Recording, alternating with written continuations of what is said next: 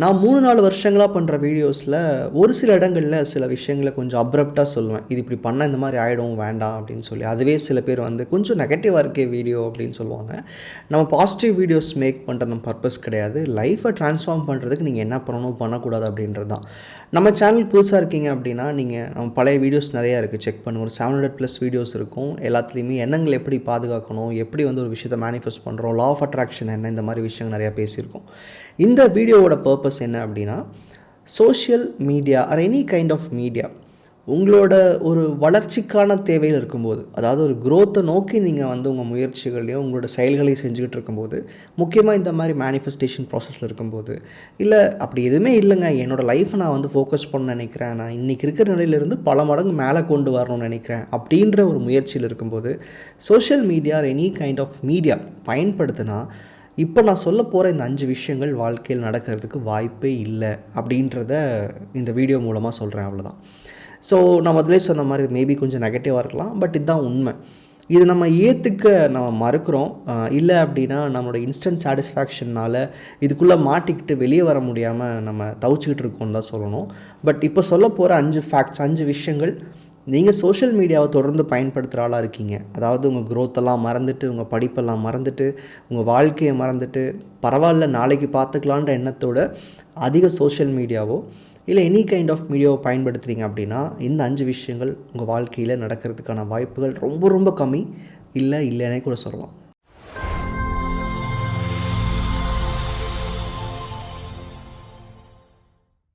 Social மீடியாவில் ரொம்ப அடிக்ஷனோடு இருக்கிற ஒருத்தரால் சொந்த முடிவுகள் எடுக்க முடியாது. அப்படி சொந்த முடிவுகள் எடுக்க முடியாதுன்னு என்ன மீன் பண்ணுறேன்னா, தன் எடுக்கிற டெசிஷன்ஸ் அப்படின்றது வந்து உண்மையிலேயே அவர் தனிப்பட்ட முறையில் எடுத்தாரான்னு கேட்டால் கண்டிப்பாக இருக்காது. உங்களோட டெசிஷன் வந்து இண்டிபெண்ட்டாக இருக்காதுன்னு சொல்லலாம். இது எப்படி நான் புரிஞ்சுக்கிறது? நான் ஒரு வேலைக்கு போகணும்னு முடிவு பண்ணுறேன், ஒரு பிஸ்னஸ் ஸ்டார்ட் பண்ணணும்னு முடிவு பண்ணுறேன், என்னோடய டெசிஷன் தானே அப்படின்னா, உங்கள் க்ரோத்துக்கு அது ஈக்குவலானதாக இருக்குமான்னு கேட்டால் இல்லை. நிறைய இடங்களில் நீங்கள் என்ன புரிஞ்சுக்கிறது இல்லை, சோஷியல் மீடியா வேண்டான்னு சொன்னாவே ஓகே, என்டர்டெயின்மெண்ட்காக பார்க்குறோன்னு வேணான்றாங்க, டைம் வேஸ்ட் பண்ணுறோன்னு பார்க்குறோன்னு வேணான்றாங்க, நெகட்டிவ்ஸ்னால வேணான்றாங்கன்னு நீங்கள் நினச்சிக்கலாம். சோஷியல் மீடியா நீங்கள் தொடர்ந்து பார்க்குறீங்க அப்படின்னா உங்களுடைய ஃப்ரீவில் அப்படின்றது பறிக்கப்படுது. அதாவது உங்களோட வெறுப்புகள்னு ஒரு விஷயம் உள்ளே இருக்குல்ல, தன்னோட வாழ்க்கை தேவையை நோக்கி நீங்கள் எடுக்கிற முயற்சிகள் இல்லை ஒரு டெசிஷனில் பார்த்தீங்கன்னா உங்களுக்கு விருப்பம் இல்லாதுன்னு சொல்லி ஒரு முடிவு பண்ணுவீங்க தெரியுமா, அந்த முடிவே வந்து இன்ஃப்ளூயன்ஸ் பண்ணப்படுது. இப்போ நீங்கள் ஒரு பிஸ்னஸ் ஸ்டார்ட் பண்ணணும் நீங்கள் இருக்கீங்க அப்படின்னா, நீங்கள் தொடர்ந்து மீடியா பார்க்கும்போதோ இல்லை வந்து பணம் சார்ந்த பிரச்சனைகள் இல்லை ஒரு கவர்மெண்ட் எக்கனாமிக்ஸ் இந்த மாதிரி இஷ்யூஸ் சார்ந்த பிரச்சனை அதிகம் பார்க்கும்போது நீங்கள் ஒரு சில பிஸ்னஸ் எடுக்க மாட்டீங்க, ஒரு சில முயற்சிகள் பண்ண வேணாம்னு நினைப்பீங்க, உங்களுக்கு பிடிச்ச தொழிலே எடுக்கிறதுக்கு யோசிப்பீங்க. அப்போ என்ன நீங்கள் புரிஞ்சுக்கணும், இன்டைரக்டாக எங்கேயோ ஒரு இடத்துல நீங்கள் பார்க்குற மீடியா உங்களுடைய எண்ணங்களை வந்து மேனிப்புலேட் பண்ணுது, உங்கள் டெசிஷன்ஸை மேனிப்புலேட் பண்ணுது. ஸோ உங்கள் ஃப்ரீ வில்னு சொல்கிற நம்ம ஒவ்வொரு இடத்துல சொல்கிற முக்கியமான விஷயம் அப்படின்றது வந்து தன்னுடைய எண்ணத்தை வச்சு முடிவெடுக்கிற ஒரு விஷயம் அப்படின்றது இருக்காது. ஏன்னா உங்கள் எண்ணங்கள் எல்லாமே வந்து ஏதோ ஒரு வகையில் மேனிப்புலேட் பண்ணப்படுது. ஸோ இண்டிபெண்டன்ட் டெசிஷன் மேக்கராக நீங்கள் இருக்கிறதுக்கு வாய்ப்பே கிடையாது. மீடியாவை ரொம்ப கன்சியூம் பண்ணுறீங்க, தொடர்ந்து அதில் அடிக்டாக இருக்கீங்க அப்படின்னா உங்கள் முடிவுகள் எல்லாமே அதனால் இன்ஃப்ளூயன்ஸ் பண்ணப்பட்டு தான் வருதே தவிர சொந்த முடிவில் இருக்க வாய்ப்புகள் ரொம்ப ரொம்ப கம்மி. ரெண்டாவது விஷயம், உங்களுடைய 100% பொட்டன்ஷியல், அதாவது உங்களுக்கு நல்ல ஸ்கில் இருக்கலாம், இல்லை உங்களுக்கு ஒரு நல்ல சிந்திக்கிற திறமை இருக்கலாம், இல்லை வந்து ஒரு விஷயத்தை ஒரு 100 பேர் செய்ய தயங்கும் போது அந்த இடத்துல உங்களால் தைரியமாக செய்ய முடியலாம். ஆனால் உங்கள் 100% இந்த பொட்டன்ஷியல் உங்கள் ஸ்கில்லை நீங்கள் வந்து உங்கள் லைஃப்பில் யூட்டிலைஸ் பண்ண முடியுமான்னு கேட்டால் கண்டிப்பாக இல்லை. ஏன்னா உங்களோட எனர்ஜி எல்லாமே வந்து சோஷியல் மீடியா பார்க்குறதுனாலையும் அதில் இருக்கிற விஷயங்களை தெரிஞ்சுக்கிறதுனாலையும் அது வாழ்க்கையில் எங்கேயும் முழுமையாக பயன்படாது அப்படிங்கிறனாலையுமே நீங்கள் வந்து உங்களோட பொட்டன்ஷியலை 100% உங்கள் லைஃப்பில் கொண்டு வர முடியுமான்னு கேட்டால் இல்லை. இங்கே நிறைய பேருக்கு லைஃப்பில் க்ரோத் இல்லை, எனக்கு கெரியர் மாற்ற முடியல, எனக்கு ஒரு எக்ஸாம் பாஸ் பண்ண முடியல, பணம் சம்பாதிக்க முடியல, ஃபேமிலி ஒழுங்காக ஹேண்டில் பண்ண முடியல, இல்லை வந்து எனக்கு எல்லாமே லைஃப்பில் ஒரு மெஸ்ஸப்பாக இருக்குது, இல்லை ரொம்ப ஹெல்த் இஷ்யூஸோடு இருக்கேன். இவங்க இப்படி சொல்கிறவங்க யாராக இருந்தாலும் சரி, இது மேபி பார்த்துட்ருக்குற நீங்களும் கூட அந்த மாதிரி ஏதாவது உங்கள் லைஃப்பில் பிரச்சனை இருக்கலாம். கண்டிப்பாக நீங்கள் சோஷியல் மீடியாவை தொடர்ந்து யூஸ் பண்ணுற ஆளாக இருப்பீங்க. அது என்னங்க எல்லாரும் தான் சோஷியல் மீடியா யூஸ் பண்ணுறாங்க, இதில் என்ன இருக்குது அப்படின்னு நினைக்கலாம். முக்கியமாக இந்த மாதிரி லைஃப்பில் ரொம்ப சஃபர் ஆகிறவங்க தன்னுடைய சஃபரிங்லேருந்து பாதுகாத்துக்கிறதுக்கு அப்படின்ற பேரில், அதாவது அந்த ரொம்ப சஃபராக இருக்குது, எனக்கு ஒரு மாதிரி ஸ்ட்ரெஸ்டாக இருக்குன்ற பேரில் இன்னும் அதிகம் சோஷியல் மீடியா கன்சியூம் பண்ணுறதுக்காக போவீங்க. எங்கேருந்து பிரச்சனைகள் வருதோ அதையே நீங்கள் மருந்தாக மாற்றிப்பீங்க. நீங்கள் ஒரு சைக்கிள்குள்ளே மாட்டிக்கிறீங்க. பிரச்சனை வந்தால் மீடியா போவீங்க, அங்கேருந்து தான் திரும்ப புதுசாக வேறு பிரச்சனைகள் வரப்போகுது. இந்த மாதிரி உங்கள் லைஃப் வந்து பார்த்திங்கன்னா ஒரு சக்கரத்துக்குள்ளே மாட்டின மாதிரி தான். நீங்கள் வெளியும் வர முடியாது, நீங்கள் அதை தாண்டி உங்கள் லைஃப்பில் மேலேயும் போக முடியாது.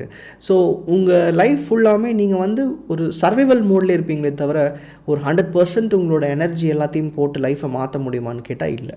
ஸோ இன்ஸ்டண்ட்டாக லைஃப்பை ஃபிக்ஸ் பண்ண நினைக்கிற எல்லாருக்கும் அதுக்கு ஏதாவது ப்ராக்டிஸ் பண்ணலாமா, ஏதாவது ஒரு புது முயற்சி செய்யலாமான்னு கேட்பீங்க. ஆனால் லைஃப்பில் எதை வச்சு நம்ம எண்ணங்களை கெடுத்துக்கிட்டு இருக்கோமோ அதை நம்ம சரி பண்ண முயற்சி பண்ணுறதில்ல. ஸோ சோஷியல் மீடியாவில் 100% நீங்கள் வந்து அதையவே பார்த்துக்கிட்டு அதையவே நீங்கள் வந்து ரிலாக்ஸேஷனுக்காக யூஸ் பண்ணிக்கிட்டு டைம் கிடைச்சப்பெல்லாம் அதை யூட்டிலைஸ் பண்ணுறீங்க அப்படின்னா டைம் வேஸ்ட் ஆகுதுன்றதை தாண்டி உங்களோட 100% பொட்டன்ஷியல் உங்கள் லைஃப்பில் இல்லைன்றதை நீங்கள் புரிஞ்சுக்கலாம். 3வது விஷயம், இது நம்ம ரொம்ப ஆராய்ச்சியெல்லாம் பண்ணுறதில்ல, பட் ரொம்ப சிம்பிளாக சொல்லணுன்னா ஒரு பீஸ்ஃபுல்லான தூக்கமே இருக்காது. நீங்கள் பார்க்குற கன்சியூம் பண்ணுற விஷயங்கள் எதுவுமே முதல்ல உங்கள் லைஃப்பில் நடக்கலை. நீங்கள் கண்ணால் பார்க்குறீங்க, காதால் கேட்குறீங்க, அவ்வளோதான். அப்போ உங்கள் லைஃப்பில் நடக்காத ஒரு விஷயத்த உங்கள் கான்ஷியஸ் நீங்கள் காமிக்கும் போது நீங்கள் நினச்சிக்கிறீங்க அது ஒரு இன்ஃபர்மேஷன் தானே, அது உள்ளே போய் டைல்யூட் ஆகி நாளைக்கு மறந்துட போகுது அப்படின்னு. அப்படி கிடையவே கிடையாது. நீங்கள் சேகரிக்கிற ஒவ்வொரு இன்ஃபர்மேஷனுமே உங்கள் கான்ஷியஸ் பொறுத்த வரைக்கும் உங்கள் வாழ்க்கையில் நடந்தால் எப்படி இருக்குன்ற அந்த பதிவாக தான் உள்ளே கொண்டு போய் சேர்க்குது. இங்கே நிறைய பேருக்கு நைட்டில் சரியான தூக்கம் இல்லை, எனக்கு வந்து ஒரு மாதிரி டிஸ்டர்ப் ஸ்லீப்பாக இருக்குது, இல்லை நான் வந்து எனக்கு நைட் மேர்ஸ் நிறையா வருதுன்னு சொல்லுவாங்க. அதாவது நடுவில் பார்த்திங்கன்னா நிறைய விஷயத்தில் பயப்படுவாங்க, தப்பான ட்ரீம்ஸ் வர்றது. இது எல்லாமே உங்கள் கான்ஷியஸ் கான்டம்ப்ளேட் பண்ணுற இன்ஃபர்மேஷன் தான். உள்ளே இல்லாத ஒரு பிரச்சனையோ ஒரு நைட் மேரே எப்படி வந்து உங்கள் எண்ணங்கள் உங்களுக்கு காமிக்கும். இங்கே ஸ்லீப் சயின்ஸுன்னு போய் தேடி பார்த்தீங்கன்னா அதில் நிறையா ஒவ்வொரு ட்ரீமுக்கும் ஒவ்வொரு காரணங்கள் சொல்லுவாங்க. ஆனால் அந்த ட்ரீம் உருவாகிறதுக்கான காரணம் நீங்கள் உள்ளே கன்சியூம் பண்ணுற விஷயங்கள் தான். என்ன மாதிரி விஷயங்கள் உள்ளே கொண்டே சேகரிக்கிறீங்க, உங்கள் எண்ணத்துக்குள்ளே எதை பதிய வச்சுருக்கீங்க. நிறைய உங்களுக்கு நைட்டில் வந்து சரியான தூக்கம் இல்லாமல் இருக்குது, ஒரு மாதிரி டிப்ரெஷன் க்ரியேட் ஆகுது. மார்னிங் எந்திரிக்கும் போது என்னால் வந்து ஒரு ஃப்ரெஷ்ஷாக ஃபீல் பண்ண முடியல அப்படின்ட்டா நீங்கள் முதல் நாளோ அதுக்கு முன்னாடி நாளோ நீங்கள் உள்ளே கொண்டு போய் சேர்த்துருக்கிற மீடியா, சோஷியல் மீடியா விஷயங்கள் தான் உள்ளே உங்களை வந்து குழப்பிக்கிட்டே இருக்குன்னு அர்த்தம். ஸோ ஒரு பீஸ்ஃபுல்லான ஸ்லீப் அப்படின்றது வந்து நீங்கள் ஒரு க்ரோத் பர்ஸ்பெக்டிவ் லைஃப்பை வாழ்ந்துட்டுருக்கும், அதாவது முன்னேற்றத்தை நோக்கி போயிட்டு இருக்கும்போது வேணான்றேன். இப்போது எல்லாருக்குமே ஒரு சின்ன ஒரு டிஸாட்டிஸ்ஃபேக்ஷன் என்ன அப்படின்னா, லைஃப்பில் இதுதான் நான் வந்து நிம்மதியை கொடுக்குது, இதுதான் நமக்கு ஒரு டைம் கொடுக்குது, நமக்கு கொஞ்சம் ரிலாக்ஸ் பண்ணிக்கிறதுக்கான ஸ்பேஸ் கொடுக்குதுன்னு சொல்வீங்க. ஸோ இதெல்லாம் வேணான்றது இந்த என்னோட ஒரு விஷயம் கிடையாது. உங்கள் லைஃப்பில் ஒரு தேவையை நோக்கி போகும்போது மட்டும் வேணான்றேன். அதாவது ஒரு 6 to 8 months உங்கள் எனர்ஜியை உங்கள் எண்ணத்தை உங்களுக்காக போட்டுட்டீங்க அப்படின்னா ஒரு லைஃப்பில் ஒரு 10%லேருந்து 90% போயிடுவீங்க. அங்கே போனதுக்கப்புறமா உங்கள் லைஃப் வந்து வேறு ஸ்டாண்டர்டில் இருக்கும். ஹெல்த்து, ஃபினான்ஸு, ரிலேஷன்ஷிப் எல்லாமே வந்து அப்லிஃப்ட் ஆகிருக்கும். அங்கேருந்து நீங்கள் திரும்ப மேலே போக முயற்சி பண்ணலாம், இல்லை அங்கே நீங்கள் மீடியா பார்த்தா கூட அவ்வளோ சீக்கிரம் நீங்கள் கீழே வந்து விழுந்துட மாட்டீங்க. லைஃப்பில் முன்னேற்றத்துக்கான பாதையில் இருக்கும்போது மீடியா கன்சியூம் பண்ணுறது கம்ப்ளீட்டாக உங்களுடைய எனர்ஜியும் சரி, இப்போ நான் சொன்ன விஷயங்களையும் சரி, முழுசாக யூட்டிலைஸ் பண்ண விடாதுன்றது தான். அடுத்ததான் எல்லோரும் எதிர்பார்க்குற ஒரு விஷயம் என்ன, லைஃப் கொஞ்சம் ஃபாஸ்ட்டாக நான் முன்னேறணும்னு நினைக்கிறேன். நிறைய பேர் பாருங்கள் 25 வயசுலேயே சக்ஸஸ் ஆகிருக்கிறாங்க, 30 வயசுக்குள்ளே ஜெயிச்சிருக்கிறாங்க. நான் 45 வந்துட்டேன், நான் 50 வந்துட்டேன், இல்லை நான் 35க்கு மேலே இருக்கேன், நான் மிட் கரியரில் இருக்கேன். ஆனாலுமே எனக்கு என்னமோ தெரில, கெரியரில் க்ரோத் வரல, ஒரு மாதிரி லாஸ்ட் 7-8 இயர்ஸ் அப்படியே ஒரே இடத்துல நிற்கிற மாதிரி இருக்குது, எனக்கு ஒரு சில ஏரியாஸில் மட்டும் டெவலப்மெண்ட்டே இல்லை. அந்த மாதிரி ஒரு பேட்டர்னை பார்த்துட்டே இருப்பீங்க. ஸோ இங்கே என்ன நீங்கள் புரிஞ்சுக்கணும் அப்படின்னா, எல்லாருக்கும் வாழ்க்கை வந்து சமமானது தான். எப்படி சமமானது? உங்களுக்கு ஸ்கில் இருக்குது அப்படின்னா அவருக்கு படிப்பு இருக்குது, இல்லை அவருக்கு சூழ்நிலை நல்லா அமைஞ்சிருக்கலாம். ஏதோ ஒரு வகையில் நம்ம எதிர்பார்க்குற விஷயத்துக்கு உண்டான எல்லா வாய்ப்புகளும் எல்லாருக்குமே சமமாக தான் இருக்குது. ஆனால் யார் அதை யூட்டிலைஸ் பண்ணுறாங்க, யார் கவனிக்கிறாங்களோ அவங்க தான் வேகமாக போவாங்க.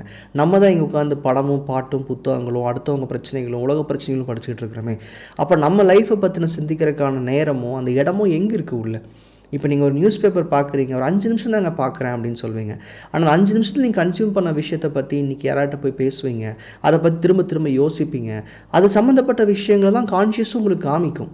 நீங்கள் ரொம்ப மோசமான ஒரு பிரச்சனையை பற்றி படிக்கிறீங்கன்னா அடுத்த ஒரு 3-4 மாதத்துக்கு அந்த விஷயத்தை பற்றின இன்ஃபர்மேஷன் உங்கள்கிட்ட வந்துக்கிட்டே இருக்கும். காரணம் என்னென்னா, கான்ஷியஸ் பொறுத்த வரைக்கும் என் பாஸ் என்ன படிக்கிறாரு, எதை ரொம்ப தேடுறாரு, அவர் எது மேலே ரொம்ப இன்ட்ரெஸ்டடாக இருக்கார், அது பயம் சார்ந்த விஷயமா இருக்கட்டும், நல்ல விஷயமா இருக்கட்டும், திரும்ப திரும்ப கான்ஷியஸ்க்கு காமிச்சிக்கிட்டே இருக்கும்.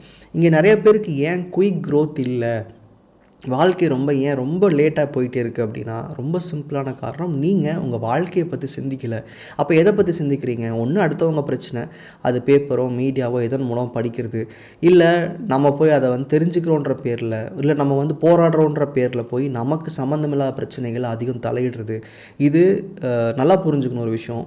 நம்ம என்ன சொல்லுவோன்னா, இந்த மாதிரி சோஷியல் மீடியாவில் போய் ஒரு பிரச்சனைக்காக போராடும் போதோ இல்லை ஒரு பிரச்சனையை பற்றி படிக்கும் போதோ நம்ம தெரிஞ்சுக்கணும்ல, நமக்கும் சோஷியல் ரெஸ்பான்சிபிலிட்டி இருக்குல்லன்னு சொல்லுவோம்.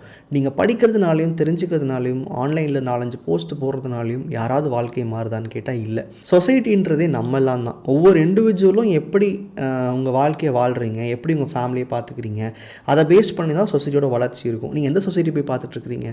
அப்போ இன்னவே நீங்களும் அந்த சொசைட்டியோட ஒரு பங்கில் தான் இருக்கீங்க, ஒரு பார்ட்டாக தான் இருக்கீங்க. நீங்கள் உங்கள் லைஃப்பில் ஒன்றுமே பண்ணல. நீங்கள் ஒரு பொது பிரச்சனையோ உலக பிரச்சனையோ போய் நீங்கள் தெரிஞ்சுக்கிட்டு படித்து அது கமெண்ட் பண்ணுறதுனாலையோ அதை ஷேர் பண்ணுறதுனாலையோ யாரோட வாழ்க்கை மாறப்போகிறதில்ல, சமுதாயம் மாறப்போகிறது கிடையாது.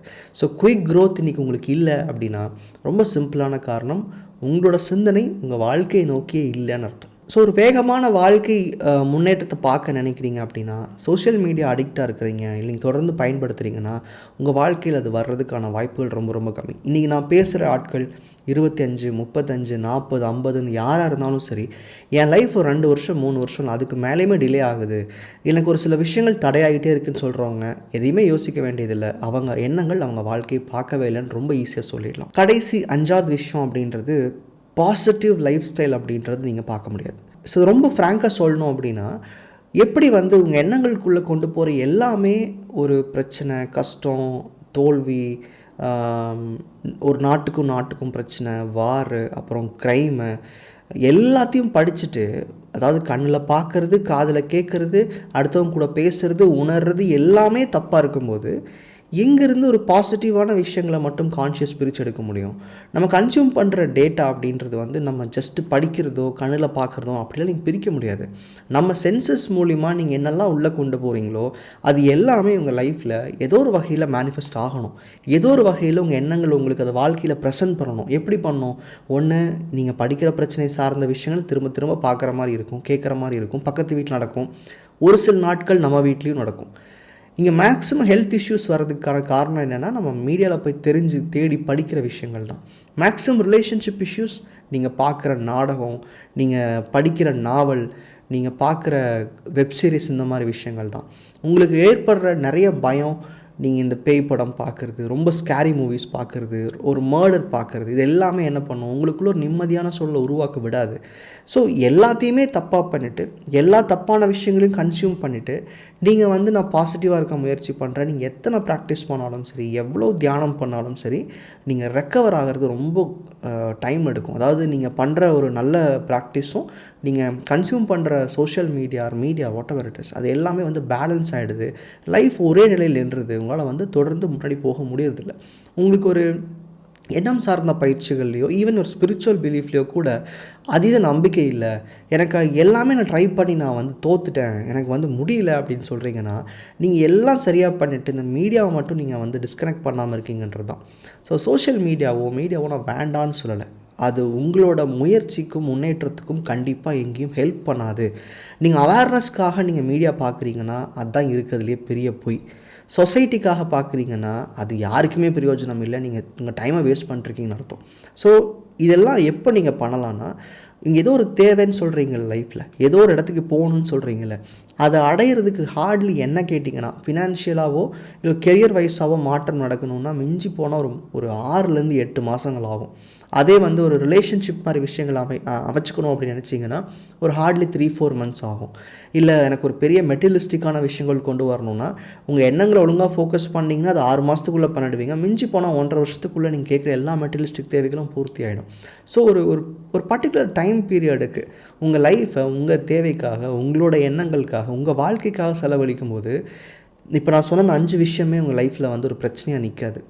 ஒரு சொந்த சிந்தனையோட சந்தோஷமான லைஃப்பை வாழ்கிறதுக்கு இது தடையாக இருக்குதுன்னு தெரிஞ்சுக்கிட்டிங்கன்னா அதை கொஞ்ச நாள் ஒத்தி வைங்கன்னு சொல்கிறேன். என்ன தான் சொன்னாலும் நாளைக்கு காலையில் எந்திரிக்கும் போது எனக்கு இன்ஸ்டாகிராம் பார்க்கலன்னா எனக்கு அந்த நாளே ஓடாதுன்னு சொல்வீங்க. பட் உங்களுக்கு தெரிய மாட்டேங்குது, லாஸ்ட்டு 3-4 இயர்ஸாக தான் பண்ணுறீங்க. இன்னும் அவங்க லைஃப் ஒரு 6 மாதத்தில் ஜெயிச்சிடலாங்கிற ஆப்ஷன் இருந்து கூட நீங்கள் தவற விட்டுக்கிட்டு லைஃப் ஒரு 30-40க்கு மேலே தான் கவலைப்படுறீங்க. ஸோ ஜஸ்ட்டு ஒரு 10 நிமிஷம் 15 நிமிஷம் யோசிச்சுட்டு எங்கெல்லாம் எனக்கு சோஷியல் மீடியா நான் பாதிக்குதோ அதையெல்லாம் இன்றைக்கே தூக்கி வெளியே போட்டிங்கன்னா உங்களோட லைஃப் அட்லீஸ்ட் ஒரு 3 மந்த்ஸ்க்குள்ளேயே ட்ரான்ஸ்ஃபர்மேஷன் தெரியும். 6 to 8 மந்த்ஸில் நிறையா விஷயங்கள் லைஃப்பில் மேனிஃபெஸ்ட் பண்ணுறீங்க. ஒரு ஸ்டேஜ் மேலே ஏறிட்டிங்கன்னா எது லைஃப்பில் இம்பார்ட்டண்ட், எது உண்மையான சந்தோஷம் நீங்கள் புரிஞ்சுப்பீங்க. சோஷியல் மீடியா அப்படின்றது ஒரு ஃபேக் ஹாப்பினஸ் தான், அது உண்மையான சந்தோஷம் கிடையாது. நன்றி.